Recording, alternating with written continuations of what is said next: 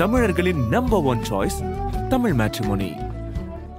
அடகில் இருக்கும் தங்க நகைகளை மீட்டு 10 நிமிடங்களில் பிரைம் கோல்ட் ஹப் மூலம் அதிக விலைக்கு விற்க 7997990028 தொடர்பு கொள்ளவும். அமலாக்கத்துறை என்ன ஆதாரத்தை கைப்பற்றி இருக்கிறார்கள் இவ்வளவு பேர் கூச்சல் போடுறாங்கன்னே தெரியல. அவங்ககிட்ட எந்த ஆதாரமுமே சிக்கல. ஆதாரம் இல்லாமலா சார் 1000 கோடி ஊழல்னு சொன்னாங்க. 1000 கோடிங்கிறது ஒரு யூகம் தாங்க. எப்படி அலைக்கற்றை ஊழல்ல 1,74,000 கோடிலாம் பேசினாங்கல்ல, நீதிமன்றத்தில் யாராவது நிரூபித்தார்களா? டாஸ்மார்க்ல ஊழலே நடக்கலங்கிறீங்களா? அதே தான் நானும் சொல்றேன். சென்ட்ரலைஸ்டா நடக்குதுங்கிறாங்க சார் இந்த ஸ்கேம். பாட்டிலுக்கு 10 ரூபாங்கிறது யார் சொல்லியோ இங்க நடக்கல, ஒரு சென்ட்ரலைஸ்டா இங்க நடந்துகிட்டு இருக்கு. அதான் நிரூபிக்க சொல்றேன். நானே சும்மா கதை சொல்லாதீங்க தான் நான் சொல்றேன். அடுத்த மாசம் சுப்ரீம் கோர்ட்ல இடி அபிடவிட் தாக்கல் பண்ண போறாங்களே, அதுல தெரிஞ்சிரும் சார். நிரூபிங்க, அதுல தெரிஞ்சிரும் சார். அத நிரூபிங்க. சும்மா அந்த கதை அடிக்கிற வேலையெல்லாம் வச்சுக்க கூடாது. திமுகவும் பாஜகவும் மறைமுக கூட்டணியில இருக்காங்க. 2 பேரும் நேரடியாக கூட்டணி வைத்தாலும் ஆச்சரியப்படுவதற்கு இல்லைங்கிற ஒரு டோன்ல விஜய் அறிக்கை கொடுத்திருக்காரு. விஜயுடைய அறிக்கையை எப்படி சார் பாக்குறீங்க? விஜய் தன்னை கண்டுபிடித்து விடக்கூடாது என்பதற்காக, நம்ம பாஜகவோட மறைமுக கூட்டணியில இருக்கிறோம் என்று யாரும் கண்டுபிடித்து விடக்கூடாது என்பதற்காக, திருடனே தன்னை துரத்தி கொண்டு வருகிறவர்களுக்கு மத்தியில் அவனும் திருடன் திருடன் கத்திக்கிட்டு ஓடுவாமா. விஜய்க்கு இது பேசுவதற்கு என்ன யோக்கியதை இருக்குன்னு எனக்கு தெரியல. நாளைக்கு நிதிஷ்குமாரோ சந்திரபாபு நாயுடோ வாபஸை திரும்ப பெற்றுக் கொண்டால் வாபஸ்ல வாங்க மாட்டாங்க சார். இருக்குங்க.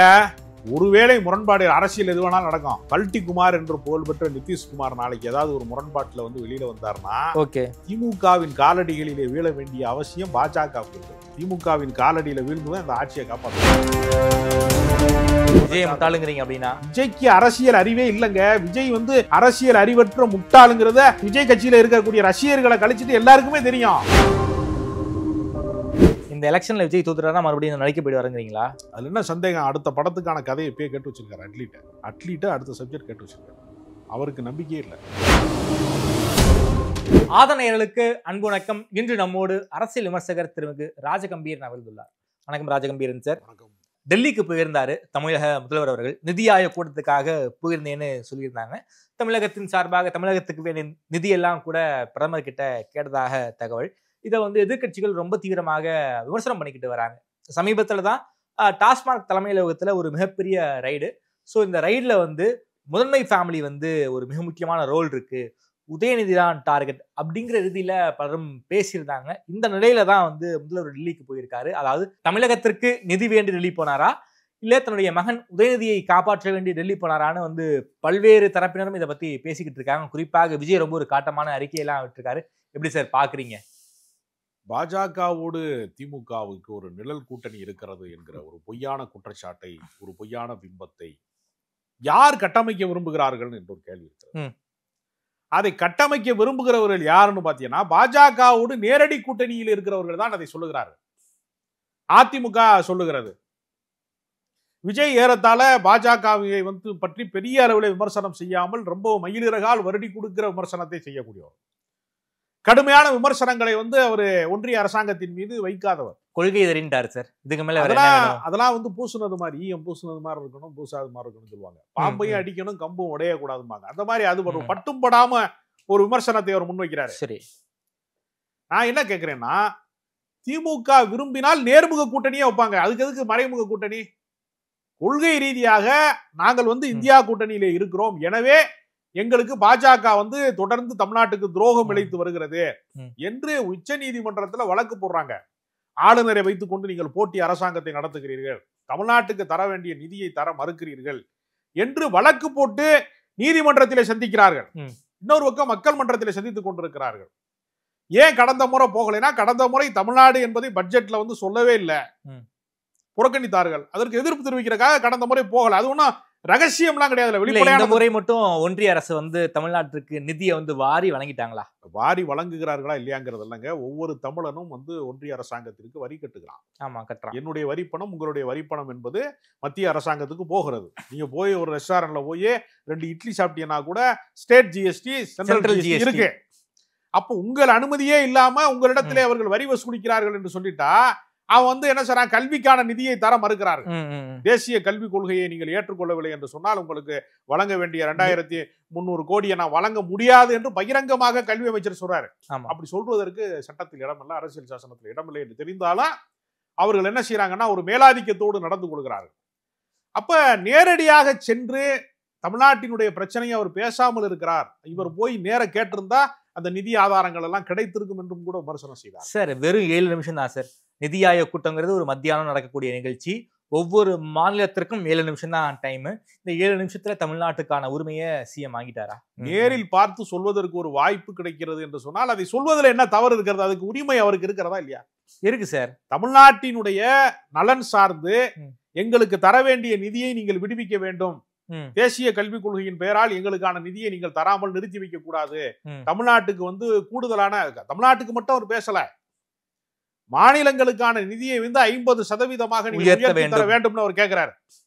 ஏற்கனவே 43, 44% வரைக்கும் உயர்த்தி தருவதாக வாக்குறுதி அளித்து விட்டு நடைமுறையில 33% தான் கொடுக்குறாங்க என்று சொல்லக்கூடிய ஒரு மோசமான நிலைமை இருக்கிறது. நீங்கள் 50% நிதியை விடுவிக்க வேண்டும் என்று தமிழ்நாடை கடந்து எல்லா மாநிலங்களுக்கான குரலாக கூட அவர் ஒலிக்கிறார். சரி, இப்படிலாம் ஒலிக்கவே கூடாது, பேசவே கூடாது. இப்ப நீங்க காவல்துறையினுடைய அத்துமீறலை கண்டித்து ஒரு ஆர்ப்பாட்டம் நடத்துறோம். யார்கிட்ட அனுமதி வாங்கி நடத்த முடியும்? போலீஸ்கிட்ட தான் அனுமதி வாங்கணும். அப்ப ஏன் நீங்க காவல்துறைக்கு எதிராக ஆர்ப்பாட்டம் பண்ணிட்டு நீங்க ஏன் போலீஸ்ல போய் அனுமதி கேட்கறீங்கன்னு யாராவது கேட்க முடியுமா? இப்ப தொழிற்சாலையில வந்து போராட்டம் நடக்குது, சாம்சங் தொழிலாளர்கள் போராட்டம் நடக்குது. போராட்டம் வந்து தொழிற்சாலைக்கு வெளியே நடக்கிறது. ஆமா, போராட்டம் முடிந்த முன்பு எங்கே போறாங்க? அவங்க திரும்ப தொழிற்சாலைக்குள்ளதான் போறாங்க. சரி, சட்டப்பேரவையில வெளியே வந்து வெளிநடப்பு செய்யறாங்க. வெளிநடப்பு செஞ்சுட்டு கவன ஈர்ப்பை உருவாக்குனதுக்கு பின்பு மீண்டும் என்ன செய்யறாங்க? சட்டசபைக்கு தான் போறாங்க. அதுதானங்க, வேற வழி என்ன இருக்கிறது? ஒன்றிய அரசும் கூட நம்மளோட எவ்வளவு முரண்பாடு இருந்தாலும் ஒன்றிய அரசிடமிருந்து வர வேண்டிய நிதியை எனக்கு தாங்கன்னு கேட்கறதுல வந்து வேற என்ன வாய்ப்பு இருக்கிறது? இது அல்லாத வாய்ப்பு வேற என்ன இருக்கிறது? நிதி ஆயோக்கு வந்து அவர் போனாலும் குற்றம், போகலைனாலும் குற்றம். போனதுல என்ன குற்றம்? இதெல்லாம் பண்றது கவன ஈர்ப்புக்காக தான் நீங்க பண்றீங்க. கவன ஈர்ப்பு இல்லைங்க, தமிழர்களினுடைய உரிமையை மீட்பதற்காக போறாரு அவரு. கவன ஈர்ப்பு நான் எப்ப சொன்னேன்?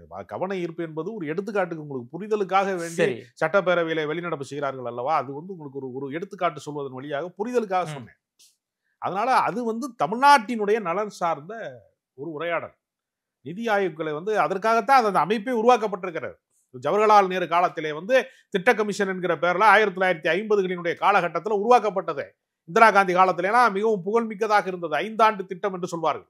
ஒவ்வொரு 5 ஆண்டுக்கும் வந்து என்ன வந்து ஒரு மாநிலத்தில் என்ன வளர்ச்சி நடக்கிறது, இந்திய அளவிலே வந்து கல்வியினுடைய குறியீடு என்னவாக இருக்கிறது, சுகாதாரத்தினுடைய குறியீடு என்னவாக இருக்கிறது, தொழில் வளர்ச்சி வந்து என்னவாக இருக்கிறது, தொழில் புரட்சி நடக்கிறதா, விவசாய புரட்சி நடக்கிறதா, வேளாண்மை புரட்சி நடக்கிறதா என்று கண்காணிப்பதற்கான ஒரு திட்டங்களை வந்து 5 ஆண்டு திட்டம் என்று சொல்லி நிதியை ஒதுக்குறது கடந்த காலங்கள்ல திட்ட கமிஷன்ல இருந்துச்சு. இவர் வந்தாரு, ஜவஹர்லால் நேருவுக்கு அந்த புகழ் போகக்கூடாது, வரலாற்றிலே வந்து ஜவஹர்லால் நேருவினுடைய புகழை துடைத்து எறிய வேண்டும் என்பதற்காக திட்ட கமிஷனை கலைச்சிட்டு நிதி ஆயோக்னு சொன்னாரு. அது மாநிலங்களுக்காகத்தான் செய்கிறேன்னு சொன்னாரு. அதனால அதை வந்து கேட்பதற்கான உரிமை ஒரு மாநில முதலமைச்சருக்கு இருக்கிறது. அதற்கு உள்நோக்கம் கற்பிப்பது அப்படிங்கிறது ரொம்ப ஒரு தவறான ஒரு கருத்து. சார், யாரும் உள்நோக்கெல்லாம் யாரும் கற்பிக்கல சார். கடந்த ஒரு 3 ஆண்டுகளாக போகவே இல்லை, இந்த வருஷம் ஏன் போகணும், பல்வேறு நெருக்கடிகள் இருக்கு, அமலாக்கத்துறைக்கு பயந்துதான் டெல்லிக்கு போயிருக்காருன்னு விஜய் எல்லாம் அறிக்கை கொடுத்திருக்காரு சார். அமலாக்கத்துறை என்ன ஆதாரத்தை கைப்பற்றி இருக்கிறார்கள்னு இவ்வளவு பேர் கூச்சல் போடுறாங்கன்னே தெரியல. அவங்ககிட்ட எந்த ஆதாரமுமே சிக்கல. ஆதாரம் இல்லாமலா சார் 1000 கோடி ஊழல்னு சொன்னாங்க? 1000 கோடிங்கிறது ஒரு யூகம் தாங்க. எப்படி வந்து அலைக்கற்றை ஊழல்ல வந்து 1,74,000 கோடிலாம் பேசினாங்கல்ல, நீதிமன்றத்தில் யாராவது நிரூபித்தார்களா? நிரூபித்ததா? நிரூபிக்க முடிந்ததா? டாஸ்மார்க்ல ஊழலே நடக்கலங்கிறீங்களா? அதேதான் நானும் சொல்றேன். அதாவது டாஸ்மார்க்ல பாட்டிலுக்கு மேல 10 ரூபா வச்சாங்கிறதுக்கு என்ன ஆவணம் இருக்கிறது? யாரிடம் என்ன சான்று இருக்கு? நேராக நான் கேமராவோட கடைக்கு கூட்டு போறேன், அதாங்க வந்து பாட்டில் சரி அப்படியே வாங்கினாலும் அது அரசுக்கு தான் போகிறது என்று யாருக்கு தெரியும்? சரி, அது நேரடியாக இவருக்கு இன்னாருக்கு தான் போகுது. தமிழ்நாட்டுல முன்னாடி வார பத்திரிகையான ஜூனியர் விடன் இதை பத்தி ஒரு கவர் ஸ்டோரி எழுதியிருக்காங்க சார். கரூர் கேங் டாஸ்மார்க்ல செய்யக்கூடிய அட்டகாசம் பத்தி ஒரு கவர் ஸ்டோரியே எழுதிட்டாங்க சார். அதற்கு நான் என்ன சொல்றேன்னா, ஆதாரம் இருந்தால் நடவடிக்கை எடுக்கட்டும். ஆதாரம் இல்லாம அள்ளி விடக்கூடிய பொய்கள் இருக்குல்ல, ஒருத்தன் 1000 கோடிம்பா, ஒருத்தன் 30,000 கோடிம்பா, ஒருத்தன் 25,000 கோடிங்கிறான், 1 லட்சம் வாய்க்கு வந்ததை பூரா சொல்றாங்க. ஜீரோவை எத்தனை ஜீரோ வேணாலும் போட்டுக்கலாங்கிறக்கா எதை வேணாலும் பேசுறதா? ஊழல் நடந்தா நான் என்ன சொல்றேன், அமலாக்கத்துறை இருக்கிறது, வருமான வரித்துறை இருக்கிறது, பாஜக கூட்டணியில தான் அதிமுக இருக்கிறது. ஊழல் செய்தா நீங்க அதுக்கு ஆதாரபூர்வமாக நிரூபித்து நீங்க கைது செய்யுங்க, தண்டனை கொடுங்க தான் நானும் சொல்றேன். சரி, இல்லாத ஒன்றை சொல்லாதீங்க தான் நான் சொல்றேன். நடைமுறைக்கு சாத்தியம் இல்ல, எந்த சான்றுகளும் இல்ல, ஆதாரமும் இல்லாம இருக்கிற ஒன்றை நீங்க வந்து ஒரு குற்றச்சாட்டின் பேரால, கற்பனையான குற்றச்சாட்டின் பேரால ஒரு அரசை வீழ்த்துவதற்கான ஆயுதமாக ஒரு கற்பனையை, ஒரு வதந்தியை நீங்கள் உருவாக்காதீர்கள் தான் நான் சொல்றேன். ஓகே சார், நான் ஒன்னும் நடவடிக்கை எடுக்க கூடாது சொல்லல. ஜூனியர் வேடன்ல வரும். அவன் 1000 கதைகள் எழுதுவாங்க. ஒரு பத்திரிகைக்காரனா கழுகாரு பறக்கிறாருன்னு எழுதுவான். அதெல்லாம் பறந்ததெல்லாம் உண்மையாது. எல்லாம் பக்கமா எழுதி தானே அலைக்கற்றை ஊழல ஆட்சியை வந்து மன்மோகன் சிங் ஆட்சியை வீழ்த்தினார்கள். திமுகவை வீழ்த்த வேண்டும் என்று நினைத்தார்கள். அதெல்லாம் நடைமுறையில் என்னாச்சு? ஒரு பரபரப்பு செய்திக்காக சொல்லுவாங்க. 7.5 லட்சம் கோடி ஊழல் நடந்துச்சுன்னு கூட தான் சிஏஜி அறிக்கை இந்த ஆட்சியை பார்த்து தான் சொல்லுச்சு. அதை பற்றி எந்த ஊடகம் வாதித்தது? 7.5 லட்சம் கோடிக்கு வந்து 1 கிலோமீட்டருக்கு 250 கோடி சாலை போட்டாங்கன்னு கூட தான் நிதின் கட்கரியினுடைய துறை, நெடுஞ்சாலை துறை குறித்தெல்லாம் கூட விமர்சனம் செய்தார்கள். அதை பத்திலாம் எதுவுமே பேசாம கற்பனையா சொல்றது 1000 கோடி இருக்கு, 2000 கோடி இருக்கு. என்ன கோடி இருக்கு நான் கேட்கிறேன். சாராயம் குடிக்கிறவன் அவனுக்கு தேவைப்படுறத குடிச்சிட்டு போறேன். கவர்மெண்ட்ல கணக்கு இருக்கு. கணக்குல வராதது இருந்துச்சுன்னா நீங்க நிரூபிங்க தான் நான் சொல்றேன். நம்ம ஹோட்டலுக்கு போறோம், சாப்பிட்றோம், 10 ரூபா டிப்ஸ் வைக்கிறான். அப்போ ஹோட்டலுக்கு தெரியாம 10 ரூபா வாங்குறாங்க. அதனால ஒரு பல முறைகேடு நடக்குது. அதுக்கெல்லாம் காரணம் வந்து உணவுத்துறை அமைச்சர் தான் சொல்லுவீங்களா? இது வந்து தனிநபர் பிரச்சனைங்கிறது. நீங்க இதை வந்து ஏதோ ஒரு அரசின் கொள்கை மாதிரி வடிவமைக்கிறது இருக்குல்ல. சென்ட்ரலைஸ்டா நடக்குதுங்கிறாங்க சார் இந்த ஸ்கேம். பாட்டிலுக்கு 10 ரூபாங்கிறது யார் சொல்லியோ இங்க நடக்கல. ஒரு சென்ட்ரலைஸ்டா இங்க நடந்துகிட்டு இருக்கு. அதான் நிரூபிக்க சொல்றேன் நானே. சும்மா கதை சொல்லாதீங்க தான் நான் சொல்றேன். அடுத்த மாசம் வந்து சுப்ரீம் கோர்ட்ல வந்து இடி வந்து அபிடவிட் தாக்கல் பண்ண போறாங்க. அதுல தெரிஞ்சிரும் சார். நிரூபிங்க. அதுல தெரிஞ்சிரும் சார். அத நிரூபிங்க. சும்மா அந்த கதை அடிக்கிற வேலையெல்லாம் வச்சுக்க கூடாது. சும்மா அதுக்கு 1000 கோடி ஊழல், 2000 கோடி ஊழல், 10000 கோடி ஊழல், 1,75,000 கோடி ஆராசா அடிச்சிட்டாரு. இதெல்லாம் இந்த கட்டுக்கதை தான். எப்பவுமே நீங்க இன்னொரு வழக்கமான ஒரு பொய் ஒண்ணு உண்டு தெரியுமா உங்களுக்கு? விஞ்ஞான முறையில் ஊழல் செய்தவர் கருணாநிதினு சக்காரியா கமிஷன்ல சொன்னாங்க. அப்படி சக்காரியாவே சொல்லல. தெரியுமா உங்களுக்கு? சக்காரியா கமிஷன் அறிக்கையில அப்படி வார்த்தையே கிடையாது. அது வந்து துக்குளக்கு பத்திரிகையில இவங்களா ஜோடிச்சு எதுக்கு மோனையோட எழுதுனது. அதை அதிமுக மேலதோறும் பேசியிருக்காங்க. இன்னைக்கு வரைக்கும் ஆதாரம் இல்லை. நான் சவால் விடுறேன். உங்க ஊடகத்தின் வழியாக நான் சவால் விடுறேன். சக்காரியா அப்படி சொன்னார் என்பதற்கு ஒரு சான்றை யாராவது வெளியிடுங்க பார்ப்போம். ஒரு ஊடகவியலாளர் கூட வெளியிட முடியாது. ஏன்னா அது உண்மையிலே அவர் சொல்லல. இது எப்பவுமே என்னன்னா திமுகவுக்கும் அதிமுகவுக்கும் மிக நுட்பமான ஒரு வேறுபாடு இருக்கு. ஊழல் குற்றச்சாட்டிலே வருமானத்துக்கு அதிகமாக சொத்து சேர்த்தாங்க, இவ்வளவு கோடியை சேர்த்தாங்க என்று கோர்ட்ல நிரூபிக்கப்பட்டு A1 A2ன்னு ஜெயலலிதாவுக்கும் சசிகலாவுக்கும் தண்டனை விவரம் அறிவித்தால் கூட அதிமுக ஊழல் கட்சி ஆகாது. எந்த குற்றச்சாட்டையும் நிரூபிக்காத திமுக ஊழலுக்கு பேர் போன கட்சின்னு ஒரு பரப்புறாங்க பத்தியா? இதற்குள்ளதான் ஒரு அரசியல் இருக்கிறது. என்ன அரசியல் இருக்கு சார்? என்ன அரசியல்? எல்லாத்துக்குமே தெரிந்த அரசியல் தான். எந்த உயர் ஜாதியினுடைய ஆதிக்க அரசியல் இதற்குள்ள ஒளிந்திருக்கிறது. அதைத்தான் நீங்க சொல்ற ஜூனியர் விகடன்ல இருந்து எல்லா விகடனுக்கு பின்னாடியும் ஒளிந்து கொண்டிருக்கிற அரசியல் அது ஒண்ணுதான். அது நான் வெளிப்படையா எல்லாருக்கும் தெரிந்த அரசியல் தான். தற்போது திமுகவும் பாஜகவும் மறைமுக கூட்டணியில இருக்காங்க.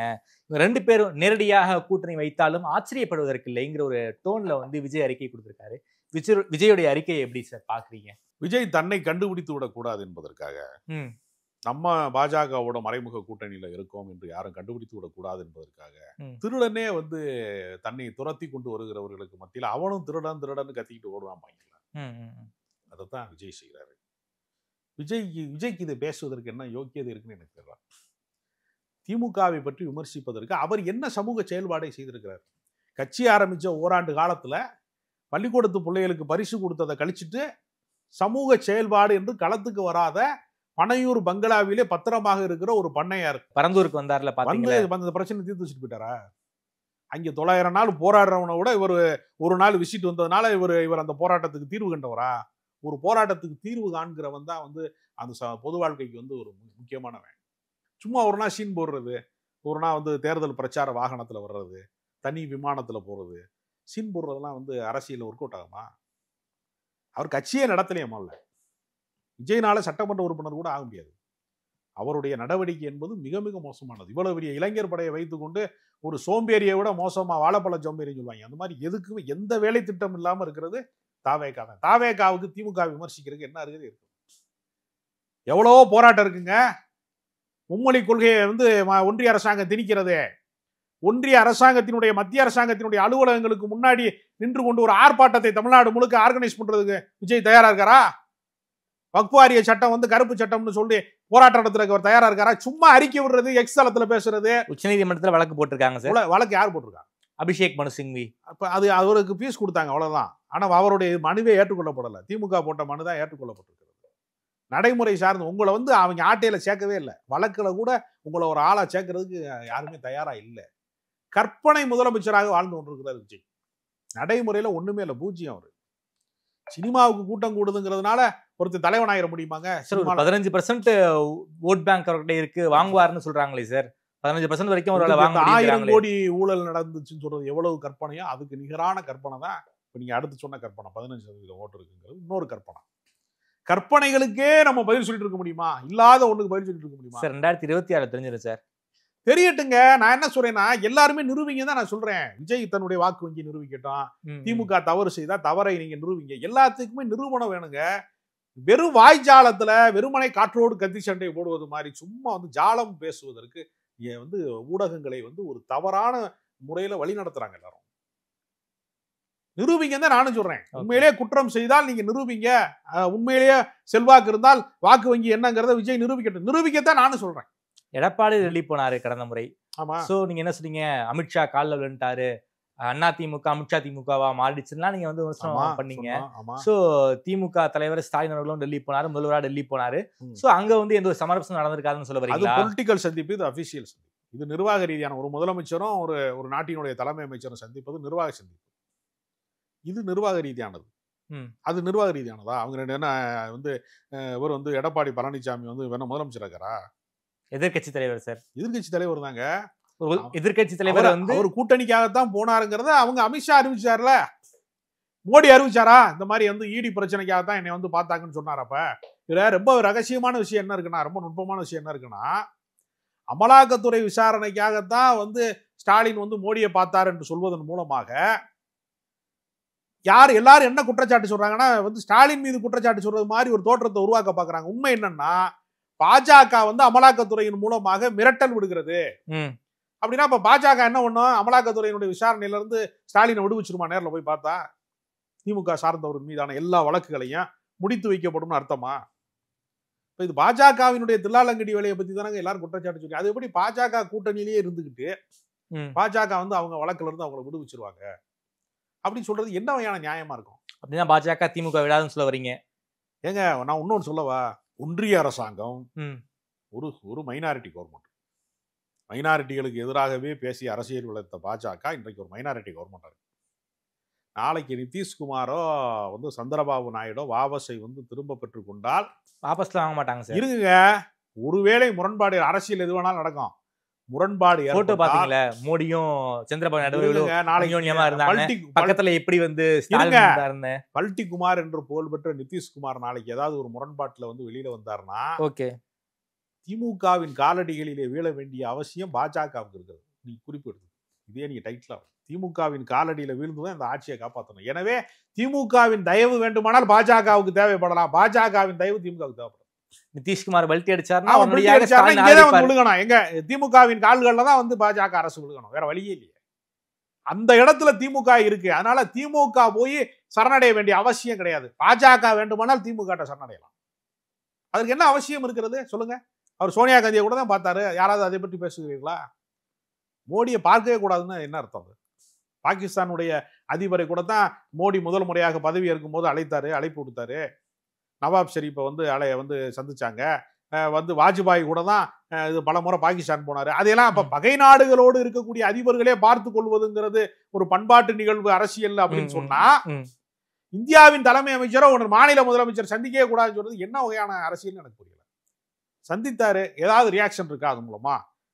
அது மூலமா வந்து திமுக இனிமேல் பாஜக விமர்சிக்க கூடாது என்று ஏதாவது கட்டளையிட்டு இருக்கிறார்களா? இல்ல வந்து பாஜக வந்து திமுகவை நோக்கி நெருங்கி வரப்போகிறதா? தேர்தலில் வரப்போகிறதா? இல்ல வழக்கு விசாரணை முடித்து வைக்க போகிறார்களா? ஆளுநரை மாற்றம் செய்ய போகிறார்களா? ஏதாவது நடந்தா ஒரு அர்த்தம் உள்ள முட்டத்தலைக்கு முழங்காலுக்கு எதுக்கு முடிச்சு போடுறீங்க? ஏதாவது நடக்குதா? கோர்ட்ல வழக்கு இருக்கு, ஸ்டே கொடுத்துருக்காங்க. ஆமா, அப்போ எதுக்கு வந்து இணக்கமான ரெண்டு பேரும் ரகசிய கூட்டணி இருந்தா எதுக்கு கோர்ட்ல வழக்கு போடணும்? அப்புறம் அண்டர்ஸ்டாண்டிங்ல போயிடலாம்ல, ஆளுநரை மாத்தி விட்டுறலாம், போதிய நிதிகளை பூரா விடுவிச்சிடலாம், எல்லாத்தையுமே சரி கட்டிடலாம்ல. திமுகவுக்கு நெருக்கடி கொடுத்துக்கிட்டு தான் இருப்பாங்க. திமுகவுக்கு நெருக்கடி குடைச்சல் கொடுத்து தானங்க இருக்காங்க. எல்லாருக்குமே தெரியுமே குடைச்சல் கொடுக்குறாங்களா. ஆளுநர் வந்து அவர் தனியா வந்து துணைவேந்தர்கள் மாநாடு போட்டுக்கிறாரு, ஊட்டியில போய் போய் உட்காந்துக்கிறாரு. குடைச்சல் கொடுக்குறாங்களா கொடுக்கலையா? இந்த அரசுக்கு எதிரான நிலைப்பாட்டை தொடர்ந்து செய்கிறார்களா இல்லையா? அப்படி செய்யும் போது பாஜகவோட மறைமுக கூட்டணி என்று சொல்வது முட்டாள்தனமானதா அயோக்கியத்தனமானதா நான் கேட்கிறேன். இது அயோக்கியர்களால் பரப்பப்படுகிற முட்டாள்தனமான கருத்து. அதற்கு திமுகவுக்கு எந்த அவசியம் கிடையாது. திமுக இந்தியா கூட்டணியில் இருக்கிறது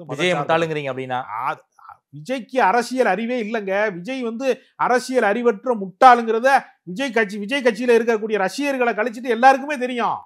ஒரு பைத்தியக்கார கூட்டம் அவர் பின்னாடி போய்கிட்டு இருக்கு. அவருக்கு என்ன அறிவு இருக்கு நீங்க நினைக்கிற? அவருக்கு அரசியல்ல ஒரு தெளிந்த ஞானம் இருக்கு, இந்த விஷயத்துல அவர் சரியானவர் அப்படின்னு நீங்க சொல்லுங்க அப்போ. அவருக்கு என்ன அரசியல் அறிவு இருக்கு சொல்லுங்க.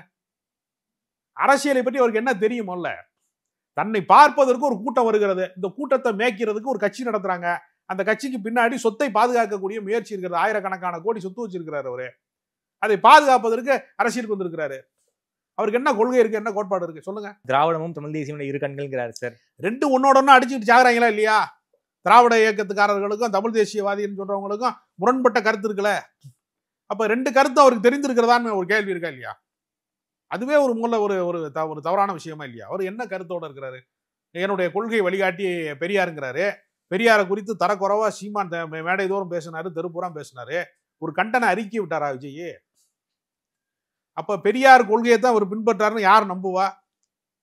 ஒரே ஒரு நாள் அம்பேத்கருக்கு புஸ்தகம் வெளியிட்டீங்க, அதுக்கு பின்னாடி சாதி ரீதியான ஒடுக்குமுறைகள் எங்கேயுமே நிகழவே இல்லையா? எந்த பிரச்சனையுமே நிகழவே இல்லையா? குரல் கொடுத்தாங்களா? களத்துக்கு போனாங்களா? பிரச்சனைகளை நேரில் சந்தித்தார்களா? ஒண்ணுமே கிடையாது. எக்ஸ் தளத்துல உட்கார்ந்து அதை கூட எவனோ டைப் பண்றான், இவர் சொந்தமா போடுறது கிடையாது. கோஸ்ட் ரைட்டிங்கிறீங்களா? ஆமாங்க, யாரோ போடுறான், யாரோ சம்பளத்துக்கு வச்சிருக்காங்க, அவன் வந்து எக்ஸ் தளத்துல வந்து டைப்பிங் பண்ணி போட்டு விடுறான் அவர் கருத்தை. அது கூட சொந்த கருத்து கிடையாது. அரசியல்ல விஜய் ஒரு தற்குறி, எந்த ஞானமும் கிடையாது. அவரு வந்து நல்லா பாட்டு பாடுறாரு, நல்லா டான்ஸ் ஆடுறாரு, என்டர்டைன்மெண்ட் படங்கள்ல நடிக்கிறாரு, அதுதான் அவருக்கான தொழில். ஓகே, அவர் சம்பந்தமே இல்லாம திமுகவுடைய எல்லா கொள்கையும் தான் கொள்கைங்கிறார்.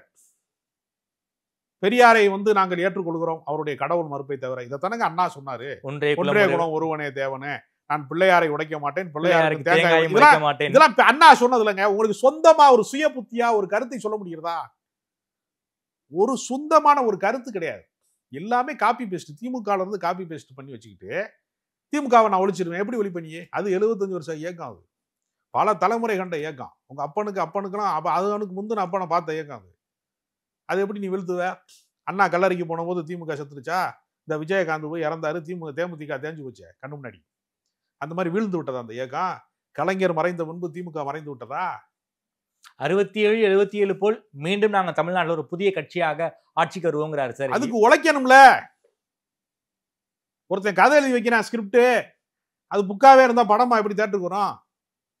எவனோ இன்னொருத்தன் ஸ்கிரிப்டை திருடி கொண்டு வந்து ஓ ஸ்கிரிப்ட் சொல்ற மாதிரி ஒரு கொள்கை சொல்ற, என்ன செயல்பாடு இருக்கிறது? களத்துல இறங்கி போராடணும்லங்க. பூத் கமிட்டி மாநாடுலாம் போட்டிருக்காங்களா சார்? அது என்னத்துக்கு? தொண்டர்களை வந்து உற்சாக, அது எதுக்குன்னு கேக்குறேன். உங்களுடைய அரசியல் சரியாக இருந்தா, உங்களுடைய கொள்கை சரியா இருந்தா, உங்களுடைய செயல்பாடு சரியா இருந்தா, தன்னால பூத் கமிட்டி ஏஜென்ட் எல்லாம் தன்னால தன்னெழுச்சியா வருவாங்க ஆளு. அதெல்லாம் வந்து ஒரு பெரிய மாநாடு போட்டு எல்லாம் திரட்டிட்டு இருக்காங்க. வேற கட்சியில எல்லாம் பூத் கமிட்டி மாநாடா போட்டுருக்காங்க. திமுக போட்டிருக்காங்களே சார், லாஸ்ட் போடுவாங்க. தன்னெழுச்சியா வந்து தானா தொண்டர்கள் உருவாகி வந்து அவனா வந்து கண்காணிப்பான். மக்களுக்கு உங்களுக்கு என்ன தொடர்பு? பூத் கமிட்டி ஏஜென்ட்னா என்ன? இந்த தெருவில் குடியிருக்கிறவன் இன்னார் தான், அவன் நம்ம ஆதரவாளரா இல்லையா? அப்போ அவனுக்கு ஸ்லிப்பை கொடுத்தோம்னா அவன் டயத்துக்கு வந்து ஓட்டு போடுவானா இல்லையா? இதை கண்காணிக்கிறதுக்கு தானே பூத் கமிட்டி. உங்களுக்கும் மக்களுக்குமே தொடர்பு கிடையாது. பூத் கமிட்டி போட்டு என்ன பண்ண? 26ல விஜயால ஒன்றும் பண்ண முடியாதுங்கிறீங்களா சார்? திமுகவுக்கு எந்த ஒரு குடைச்சலையும் கொடுக்க மாட்டார், திரட்டி கொடுக்க மாட்டார். நாயகன் கமலஹாசனுக்கு என்ன அரசியல் ரிசல்ட்டோ அதே ரிசல்ட் தான் விஜய். கோவை தெற்குல தோத்து போனார் கமல். ஆமாங்க, இவரும் சட்டமன்ற உறுப்பினர் ஆக மாட்டாரு. முதலமைச்சராகி முதல் கையெழுத்து எதில் போடுவீர்கள் நாங்க கமலஹாசனை பார்த்து மாநாடு தொடங்குற அன்னைக்கு பேப்பர்ல தான் போடணும். இதுல போடுறது நடந்துச்சு. அதாவது திமுக எம்பியாக போறாரு சார். ஆமாங்க, அப்ப கூட பாருங்க, டார்ச் லைட்டை வந்து டிவி பெட்டி மேல போட்டு உடைச்சாரு. அவர் வைத்திருக்கிற டார்ச் லைட்டால உதயசூரியனை வந்து ஒண்ணுமே பண்ண முடியல பத்திலா. அவர் கடைசியில திமுக ஆதரவு பெற்ற ராஜ்யசபா உறுப்பினராக தான் வந்து நிற்க வேண்டி இருக்கிறது. விஜய்க்கும் அதான் நிலைமை. நான் எதிர்காலத்துல விஜய் வந்து திமுகவை ஆதரித்தால் அவரை ராஜ்யசபாவுக்கு அனுப்புவாங்க சார். இன்னும் ஒரு சில பேர் என்ன சொல்றாங்க, விஜய் வந்து திமுகவில் இறக்கிவிடப்பட்டவர், அதாவது அதிமுகவோட திமுக வந்து ரொம்ப இவ்வளவு மோசமா திட்டுறாரு, இவர் வந்து திமுக தன்னுடைய எதிர்ப்பு ஓட்டுகளை பிரிக்க திமுகவால் இறக்கிவிடப்பட்ட ஏஜென்ட் தான் விஜய்னு ஒரு சில பேர்லாம் பேசுறாங்க. தனக்கு எதிராகவே தானே ஆளை உருவாக்குவாங்களாமா? எப்படி அம்மையார் மக்கள் நல கூட்டணி உருவாக்குனாங்க அது மாதிரி. வேறங்க, அது வேற. அதையும் விஜய் அதாவது மக்கள் நல கூட்டணியில் இருந்தவங்க எல்லாருமே மிக நீண்ட காலமாக அரசியல் செய்தவர். அதாவது இடதுசாரிகள்ல இருந்து, விடுதலை சிறுத்தைகள் கட்சியில இருந்து, மறுமலர்ச்சி திமுக இருந்து எல்லாருமே நீண்ட அரசியல். கேப்டன் விஜயகாந்த் எல்லாருமே நீண்ட அரசியல் பயணம் உள்ளவங்க. அதோட இவரை ஒப்பிட முடியாது. இவருக்கு அரசியலே தெரியலங்கிறதான பிரச்சனை. சார் அரசியல் தெரியலனாலும் ஒரு மக்கள் கவர்ச்சி இருக்குல்ல சார், அவர்கிட்ட வந்து திமுகவை தீவிரமா எதிர்க்கிறாரு, இதுக்காகவே திமுகவை பிடிக்காத வந்து விஜய் கோட்டு போட மாட்டாங்க. நான் ஒரே ஒரு உதாரணம் சொல்றேன் உங்களுக்கு. மெரினாவுல மிகப்பெரிய கூட்டம் வந்துச்சுல ஜல்லிக்கட்டு போராட்டம். ஆமா சார், லட்சக்கணக்கில் கூடுறாங்களா? இந்திய எதிர்ப்பு போராட்டத்துல வந்து மாணவர்கள் போராட்டம் இருந்துச்சுல. ஆமா, அந்த மாணவர் போராட்டத்தின் வழியாக விடுதலை போராட்டத்தினுடைய பெருமைக்குரிய இயக்கமாக இருந்த காங்கிரஸ் இயக்கம், அதன் தொடர்ச்சியாக இருந்த காமராஜர், பக்தோச்சலம் போன்ற மாபெரும் தலைவர்களை மொழி போராட்டத்தின் வழியாக திமுக வீழ்த்துச்சா இல்லையா? வீட்டுக்கு அனுப்புனாங்கல்ல. ஜல்லிக்கட்டு போராட்டத்தில் கூடுனாங்கல்ல. அது அமைப்பாக மாறியதா? அரசியலாக மாறியதா? தாக்கத்தை ஏற்படுத்தியதா? அங்கிருந்து தலைவர்கள் உருவானார்களா? இந்திய எதிர்ப்பு போராட்டத்தில் கலந்து கொண்ட எல்லாருமே பின்னால் மிகப்பெரிய அமைச்சர்கள் ஆனாங்க, அரசியல் இயக்க தலைவர்கள் ஆனாங்க, பெரிய வரலாற்று பெருமைக்குரியவர்களாக வாழ்ந்து மறைந்தாங்க எல்லாருமே. அது மாதிரி ஜல்லிக்கட்டு போராட்டத்தை வழிநடத்தியவர்கள், அதை ஒருங்கிணைத்தவர்கள், அதிலிருந்து உருவானவர்கள் மிகப்பெரிய அரசியல் கட்டி எழுப்பப்பட்டதா தமிழ்நாட்டில்? ஒரு மாற்றத்திற்கான அரசியலையோ, ஒரு ஆளுங்கட்சியை வீழ்த்துகிற அரசியலோ, ஏதோ ஒரு பெரிய மாற்றத்தை உருவாக்குகிற அலை அங்கிருந்து உருவானதான உருவாரு. கூடினார்கள் கலைந்தார்கள், கூடினார்கள் கலைந்தார்கள், அவ்வளவுதான். அதே மாதிரிதான் விஜய்க்குங்கிறீங்க. ஜல்லிக்கட்டு போராட்டத்துல கூடின கூட்டம் மாதிரியே ஒரு கூட்டம் கூடியது கலைந்தது என்பதுதான் விஜய்க்கு நடக்க போகுது. ஏன்னா இது மாதிரி கூட்டத்தை நான் பார்த்தவன் சார். அதுக்கு தான் சார் ஐயா சிவாஜி கணேசன் கட்சி ஆரம்பிக்கும் போது நான் பள்ளி மாணவன். நான் வந்து பள்ளியினுடைய அந்த இடைவேளை நேரத்துல நான் வந்து வாத்தியாருக்கு தெரியாம, ஸ்கூலுக்கு தெரியாம ஓடி போய் அவரை பார்ப்பதற்கு வந்தேன். மானாமதுரையில வந்து 4 தெருக்கள் சந்திக்கிற மேடையில் அவர் ஏறி நின்றாரு. கண்ணு கட்டிய தூரம் வரைக்கும் கடல் மாதிரி கூட்டம் இருந்துச்சு அவரை பார்க்கறது.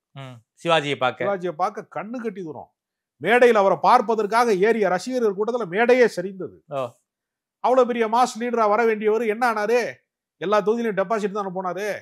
அவரால் அரசியலில் வெல்லவே முடியும். இன்னைக்கும் அரசியலில் ஒருவன் வெல்ல முடியாமல் போவதற்கு ஒரு மாபெரும் உதாரணமாக சிவாஜி கணேசனை திகழ்ந்து கொண்டே இருக்கிறார். அந்த இடத்த கமலஹாசன் கூட பிடிக்க முடியாது.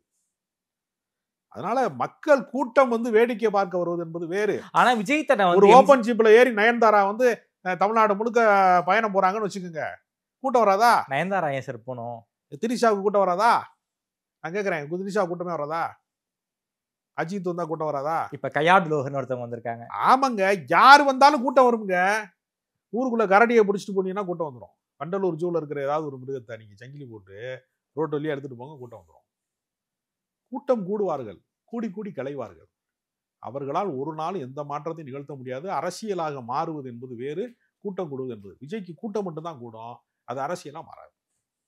சார் விஜயகாந்துக்கு இப்படிதான் சார் சொன்னீங்க, ஆனா அவருக்கு அரசியலா மாறுனுச்சு இல்ல? அரசியலா எங்க மாறிச்சு? 2 சட்டமன்ற உறுப்பினர் வந்தாரு, ஒரு குறிப்பிட்ட சதவீதத்தை பெற்றார், இல்லைன்னு நான் சொல்லல. அவர் எப்ப அதிமுகவோட கூட்டணிக்குள் போன போது மட்டும் அவர் எதிர்க்கட்சி தலைவர் வரைக்கும் உயர்ந்தார். அடுத்து முதலமைச்சர் வேட்பாளரா அவரால் அடுத்த கட்டத்துக்கு நகர முடியல. எங்க அரசியல் ஆச்சு அது? அதிமுகவின் தயவால் ஒரு முறை எதிர்க்கட்சி தலைவராக இருக்கார், அவ்வளவுதானே. திராவிட கட்சி தன்னுடைய தோள்களிலே ஏற்றி ஒரு முறை அவரை அழகு பார்த்திருக்கிறது அதிமுக என்கிற ஒரு திராவிட கட்சி. தோல்ல இருந்து இறக்கி விட்டோம்னா என்ன ஆனாரு? திருப்பி சட்டமன்ற உறுப்பினர் ஆக முடியல. அவரு விஜய்க்கு அந்த வாய்ப்பு கூட கிடைக்காதுங்கிறீங்களா? விஜய்க்கு வந்து விஜயகாந்துக்கு கிடைக்கிற வெற்றி கூட கிடைக்காது. அதற்கும் கீழான ஒரு இடம் தான் அவருக்கு காத்திருக்கிறது. தன்னை மனதளவுல ஒரு எம்ஜிஆர் நினைச்சுக்கிறாரு சார் விஜய். எம்ஜிஆர் அவர் மட்டுமாங்க நினைக்கிறாரு. சில பேர் எம்ஜிஆர் மாதிரியே தொப்பி போட்டுக்கிட்டு வெள்ளச்சட்டை போட்டுக்கிட்டு கூலிங் கிளாஸ் போட்டு சுத்திட்டு இருக்காங்க, தெரியுமா உங்களுக்கு? எல்லா மாநாடுகள்லையும் பொதுக்கூட்டங்களையும் எம்ஜிஆர் மாதிரி தன்னை கருதி கொள்கிறவர்கள் ஒரு கூட்டம். நம்ம சிஎம் ஸ்டாலின் மாதிரியும் ஒருத்தர் சார் சேலத்துல ஒருத்தர். எல்லா தலைவர்கள் மாதிரியும் தன்னை கருதி கொள்கிறவர்கள் இருக்கிறாங்க. அவர்களெல்லாம் மக்கள் மனநோயாளிகளா தான் பார்ப்பான். அது யதார்த்தமா பார்க்க மாட்டேன் யாருமே. உலகத்துல ஒரு பிறவி வந்து ஒரு மனிதன் ஒரு பிறவி தான். கடவுளுக்கு ஜெராக்ஸ் எடுக்க தெரியாது, இயற்கைக்கு ஜெராக்ஸ் எடுக்க தெரியாது. அதனால இதெல்லாம் ஒரு அபத்தமானது. தன்னை அவர் எம்ஜிஆராக கருதி கொண்டா எம்ஜிஆரினுடைய உழைப்பு எங்க? ஒரு கற்பனையாக 2 மணி நேரம் சினிமா பார்க்க வர்றேன், அவனவே என்டர்டெயின் பண்றதுக்கு நீங்க எவ்வளவு நடனம் ஆட வேண்டியிருக்கு, எத்தனை மணி நேரம் பாட வேண்டியிருக்கு, எத்தனை மணி நேரம் ஆட வேண்டியிருக்கு, எவ்வளவு நாள் ஷூட்டிங் எடுக்க வேண்டியிருக்கு.